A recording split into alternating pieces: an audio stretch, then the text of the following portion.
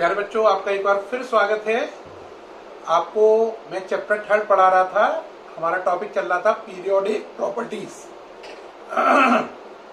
बेटा, जो periodic properties हैं, कल मैंने बताया था ऐसी सारी प्रॉपर्टीज जो ग्रुप या पीरियड में चलने पर या तो लगातार घटे या लगातार बढ़े, उन्हें क्या बोलते हैं? Periodic properties.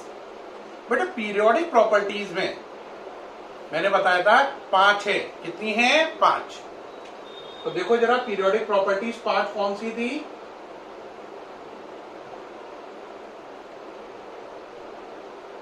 पांच कौन कौन सी बताई थी? बताओ जरा। 5 है। पहली बताओ, एटॉमिक रेडियस। याद आया? दूसरी बताओ, atomic radius A dot R. दूसरी, ionic radius. Ionic radius. Ionic radius जो है उसे लिखेंगे आई डॉट आर से। तीसरी बोलो, तीसरी कौन सी थी? आयोनाइजेशन एंथैल्पी या एनर्जी। आयोनाइजेशन एंथैल्पी या आयोनाइजेशन एनर्जी, इसको आई डॉट ई से। चौथी कौन सी थी? Electron gain enthalpy. इसका कोई दूसरा नाम भी था? हाँ, एक और नाम था, इलेक्ट्रॉन एफिनिटी। इसको हम किससे लिख रहे थे? E dot G dot E और इसे ई डॉट ए से।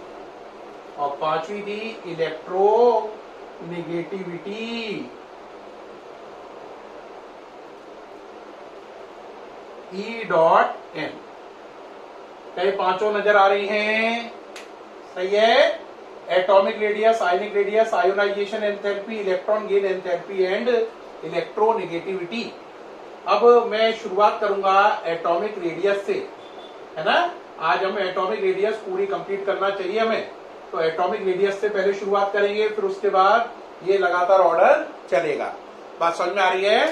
तो हम लोग अब क्या शुरू करने वाले हैं? Atomic radius. देखो बच्चों, क्या है एटॉमिक रेडियस? एटॉमिक रेडियस होती क्या है? क्या लॉजिक है? डेफिनेशन क्या बनेगी? एटॉमिक रेडियस, किसी एटम में सेंटर में क्या होता है? न्यूक्लियस।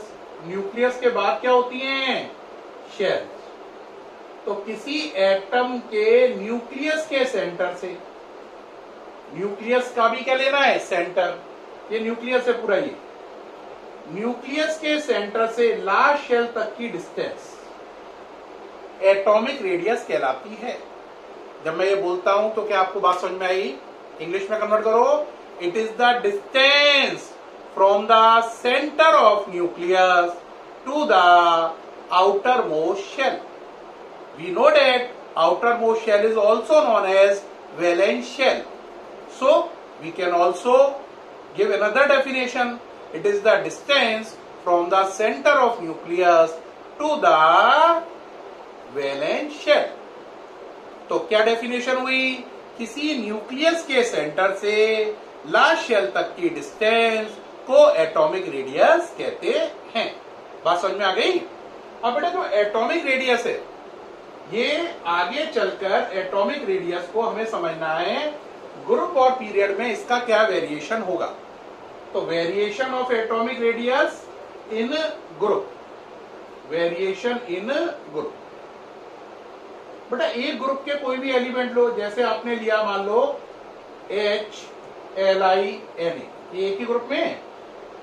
के, इसका नंबर 1, इसका 2 1, इसका 2 8 1, इसका 2 8 8 1।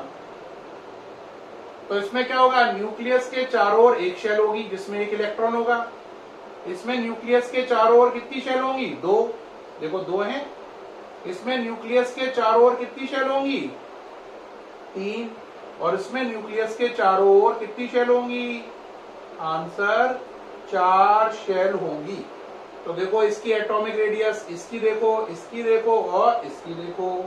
तो ग्रुप में लगातार नीचे चलने पर, नजर आ रहा है ये, ग्रुप में लगातार नीचे चलने पर क्या हो रहा है, ग्रुप में लगातार नीचे चलने पर शेल का नंबर बढ़ता जा रहा है। ग्रुप में लगातार नीचे चलने पर शेल का नंबर बढ़ता जा रहा है, जिससे एटॉमिक रेडियस भी लगातार बढ़ती जा रही है। तो देखो दोबारा से, देखो इसकी एटॉमिक रेडियस कम, इसकी बड़ी, इसकी और बड़ी, इसकी और बड़ी। तो ग्रुप में नीचे चलने पर एटॉमिक रेडियस बढ़ती है, क्योंकि शेल की संख्या बढ़ती जाती है।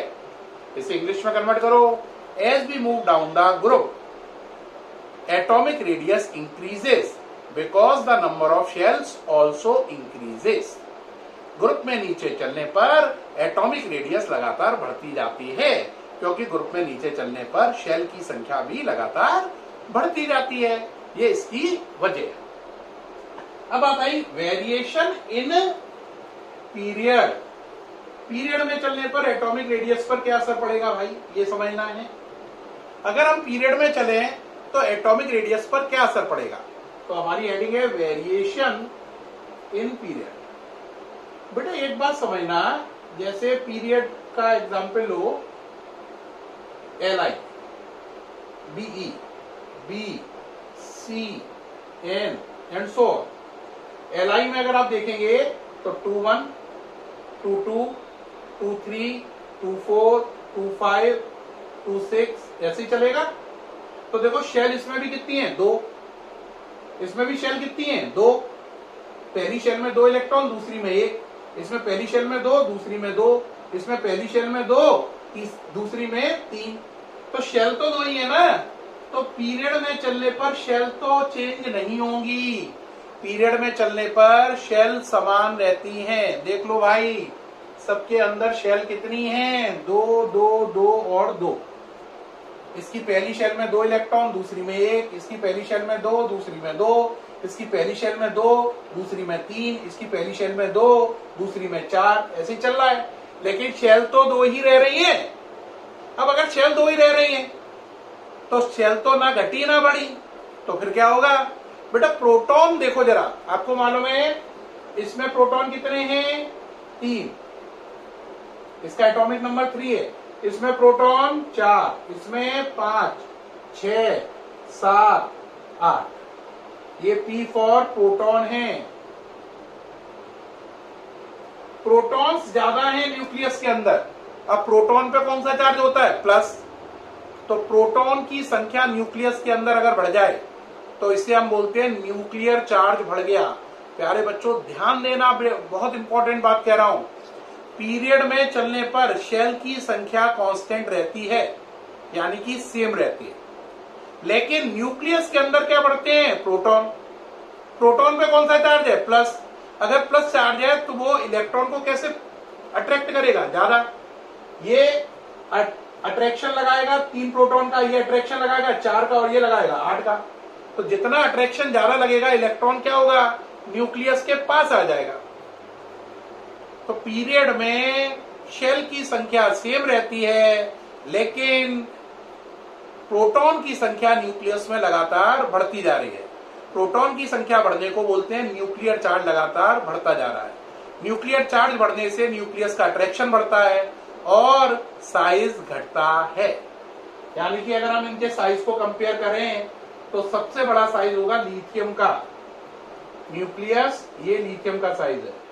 इसमें चलें तो न्यूक्लियस और ये अगला साइज, ऐसे ही चलते जाएं तो आप देखेंगे साइज लगातार घटेगा। साइज घटेगा तो देखो रेडियस इतनी, इतनी और ये इतनी। तो पीरियड में चलने पर साइज लगातार घट रहा है। साइज घटने से एटॉमिक रेडियस भी घटती जाएगी।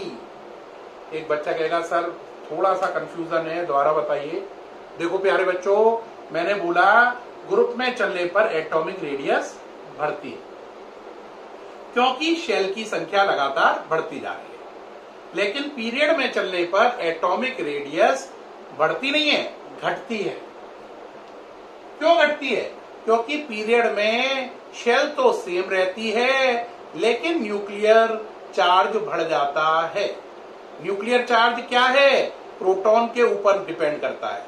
जितने न्यूक्लियस के अंदर प्रोटॉन ज्यादा होंगे न्यूक्लियर चार्ज ज्यादा होगा, न्यूक्लियर चार्ज ज्यादा होगा अट्रैक्शन ज्यादा होगा, अट्रैक्शन ज्यादा होगा साइज डिमिनिश हो जाएगा, कम हो जाएगा।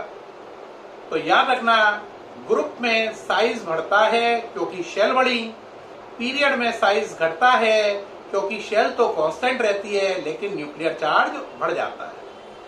तो अब हमें तीनों बातों के आंसर सुनो। एटॉमिक रेडियस क्या है? इसका आंसर क्या हुआ? It is the distance from the centre of nucleus to the outermost shell, which is also known as valence shell. Variation in group. As we move down the group, number of shell increases and atomic radius also increases. Variation in period. As we move left to right, देखो ये left और ये right. As we move from left to right in a period, number of shell remains same. Number of shell remains same, but nuclear charge increases regularly.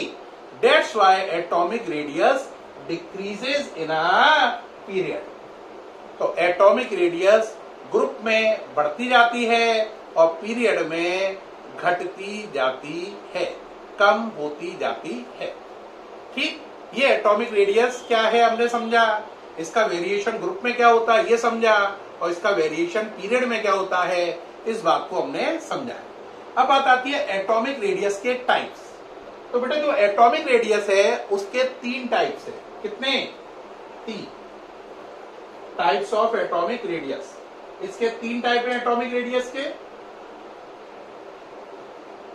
3 type कौन कौन से हैं? पहला है कोवेलेंट रेडियस। कौन सा? Covalent radius. दूसरा है metallic radius.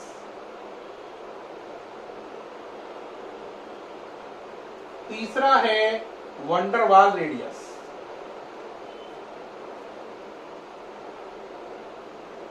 Van der Waals radius,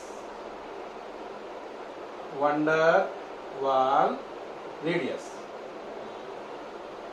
van der Waals radius. ठीक, कितने पार्ट हो गए इसके? 3। वाल में सॉरी ए नहीं है, एल डबल है। वंडरवाल रेडियस, वंडरवाल की स्पेलिंग में WALL है। Van der Waals radius. बात समझ में आई या नहीं आई? कितने हो गए? 3। अब आया आपका कोवेलेंट रेडियस। जब 2 एटम आपस में कोवेलेंट बॉन्ड से जुड़े हों, ये देखो एटम 1 एटम 2 आपस में ये कोवेलेंट बॉन्ड से जुड़े हैं, ये ओवरलैपिंग दिखाई गई है। ओवरलैपिंग मतलब शेयरिंग होती है कोवेलेंट बॉन्ड में, उस शेयरिंग को क्या बोलते हैं? ओवरलैपिंग। तो ये 2 एटम हैं कोवेलेंट बॉन्ड से जुड़े हुए हैं, इनके न्यूक्लियस के बीच की डिस्टेंस का आधा, ये कहलाएगा RC। क्या कहलाएगा? RC। RC का मतलब कोवेलेंट रेडियस।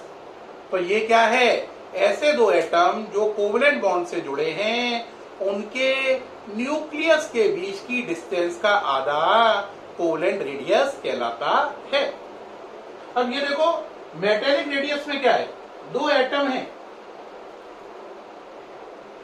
मेटेलिक लैटिस के। किसके? मेटेलिक लैटिस के। 2 एटम हैं मेटेलिक लैटिस के, इनके न्यूक्लियस के बीच की डिस्टेंस का आधा, ये वाला। ये क्या कहलाएगा आपका? ये आपका कहलाएगा RM, मेटेलिक रेडियस। एक बच्चा कहेगा सर दोनों में क्या डिफरेंस है, मुझे समझ में नहीं आ रहा। बेटा कोवेलेंट रेडियस में ओवरलैपिंग हो रही है, ऐसे समझो जैसे ये कोवेलेंट रेडियस है, जबकि मेटेलिक में 2 चीजें एक दूसरे को ओवरलैप नहीं कर रही हैं, केवल टच कर रही हैं। इसमें टचिंग है और एक में ओवरलैपिंग है। ओवरलैपिंग में एक दूसरे का हिस्सा आप ढकते हैं, टचिंग में आप एक दूसरे का हिस्सा ढकते नहीं है। देखो ये टचिंग है, ये मेटेलिक है और ये कोवेलेंट है। दोनों में अंतर समझ में आ रहा है या नहीं आ रहा है? जैसे अगर आपके पास मेरे पास एक बंदा और खड़ा हो और हम दोनों हाथ एक दूसरे का जकड़ लें, तो उसका हाथ और मेरा हाथ ऐसे जकड़ गए, यूं पकड़ लें एक दूसरे को, है ना? तो ये वाला हो गया कौन सा वाला? Covalent radius. और दोनों पास चल रहे हैं, हाथ दोनों के अलग अलग है, दोनों की बस ये जगह टच कर रही है, तो ये वाला कौन सा हो गया? मेटेलिक। मेटेलिक में केवल बॉडी टू बॉडी टच हो रहा है, जबकि कोवलेंट में एक दूसरे के साथ ओवरलैप हो रहा है। देखो एक दूसरे के साथ मर्जिंग भी हो रही है। ये दोनों में डिफरेंस है। साफ नजर आ रहा है कोवलेंट रेडियस छोटी होगी और मेटेलिक रेडियस बड़ी होगी। वंडरवाल रेडियस क्या होता है बेटा? वंडरवाल रेडियस में देखो थोड़ा सा और बात समझना। वंडरवाल रेडियस में क्या है? ये पहला मॉलिक्यूल है, ये दूसरा मॉलिक्यूल है। ये मॉलिक्यूल नंबर 1, मॉलिक्यूल फर्स्ट, ये मॉलिक्यूल सेकेंड। अब इसके मॉलिक्यूल फर्स्ट जो है इसका ये वाला एटम और मॉलिक्यूल सेकेंड का ये वाला एटम, इन दोनों के बीच की डिस्टेंस का आधा, ये क्या कहलाएगा? Radius van der Waals, RV। साफ नजर आ रहा है कि इसमें दो एटम के न्यूक्लियस के बीच की डिस्टेंस है, लेकिन दोनों एटम अलग अलग मॉलिक्यूल के हैं। एक एटम मॉलिक्यूल फर्स्ट का है और एक एटम मॉलिक्यूल सेकंड का है। It is the distance between the centre of two atom, but two atom should belong to different molecule. One belong to first molecule, then second belong to second molecule. क्या अंतर समझ में आया? देखो जरा, अगर सभी को एक साथ दिखाए तो देखो भाई, ये वाली कौन सी हुई? कोवलेंट रेडियस, ओवरलैपिंग हो रही है ना। ये कौन सी हुई? मेटेलिक रेडियस, ओवरलैपिंग नहीं हो रही है, टचिंग हो रही है। ये कौन सी हुई? Van der Waals radius. ये दोनों आपस में कोवलेंट बॉन्ड से जुड़े हैं, मॉलिक्यूल नंबर 1। ये दोनों आपस में कोवलेंट बॉन्ड से जुड़े हैं, मॉलिक्यूल नंबर 2। अगर इसका आधा लोगे तो कोवलेंट रेडियस बन जाएगी, लेकिन इसमें आप ये नहीं कर रहे हो। इस मॉलिक्यूल का ये एटम और इस मॉलिक्यूल का ये एटम, इनके बीच की डिस्टेंस का क्या ले रहे हो? आधा। ये कौन सी है? वंडरवाल। एक बच्चा यहीं पर इसकी जगह इसका आधा ले ले तो ये कोवलेंट रेडियस बन जाएगा। क्या बन जाएगा? Covalent radius. क्या आपको तीनों में अंतर समझ में आया? कोवलेंट रेडियस का मतलब दो एटम जो आपस में कोवलेंट बॉन्ड से जुड़े हैं, उनके न्यूक्लियस के बीच की डिस्टेंस का आधा। इसमें ओवरलैपिंग ये हो रही है। इसमें दो एटम केवल एक दूसरे को टच कर रहे हैं, उनके न्यूक्लियस के बीच की डिस्टेंस का आधा। इसमें केवल टचिंग हो रही है, ओवरलैपिंग नहीं हो रही है। ये RM है और ये RC है। इसमें दो एटम के बीच की डिस्टेंस का आधा है, उनके न्यूक्लियस के बीच की डिस्टेंस का आधा है, लेकिन एक एटम एक मॉलिक्यूल का है, दूसरा एटम दूसरे मॉलिक्यूल का है। बात समझ में आ रही है कि नहीं? ये मॉलिक्यूल फर्स्ट है और ये मॉलिक्यूल सेकंड है। ये तीनों को देखो, समझ में आ गया होगा। अब बताओ इनमें सबसे बड़ी कौन सी है? RV, उससे छोटी RM और सबसे छोटी RC। Van der Waal radius is biggest और covalent radius is smallest. Metallic radius in between होती है। क्या ये पूरा समझ में आया? इसके साथ ही प्यारे बच्चों आपका टॉपिक खत्म हो गया। कौन सा? Atomic radius. पीरियोडिक प्रॉपर्टीज कितनी थी? 5। आज मैंने पहली खत्म करा दी। कौन सी? Atomic radius. क्या एटॉमिक रेडियस पूरी समझ में आई? अब अपन पे कल के लिए टॉपिक क्या आएगा? कोवलेंट रेडियस से कल शुरू होगा। एटॉमिक रेडियस समझ में आ गई होगी। एटॉमिक रेडियस क्या है? न्यूक्लियस के सेंटर से लास्ट शेल तक की डिस्टेंस। ग्रुप में क्या होती है? बढ़ती है क्योंकि शेल बढ़ती है। पीरियड में घटती है क्योंकि शेल ना घटती है ना बढ़ती है, लेकिन न्यूक्लियर चार्ज बढ़ जाता है, इसलिए पीरियड में घटती है। कितने टाइप की होती है? 3 टाइप की। कौन कौन सी? कोवलेंट रेडियस, मेटेलिक रेडियस और वंडरवाल। तीनों में सबसे बड़ी कौन सी है? वंडरवाल। सबसे छोटी कौन सी है? Covalent radius. उम्मीद है सब समझ में आया होगा। फिर भी कोई डाउट है तो जरूर क्वेश्चन पूछें। अच्छा लगा हो तो कॉम्प्लीमेंट जरूर करें। आपका कॉम्प्लीमेंट हमारा उत्साहवर्धन बढ़ाता है। बच्चों पढ़ाई ध्यान से करो, टाइम वेस्ट नहीं करना, पूरे टॉपिक को ध्यान से समझना बच्चों, ठीक है? कल अपन लोग नया टॉपिक शुरू करेंगे, नाम होगा ionic radius. It's okay, thank you.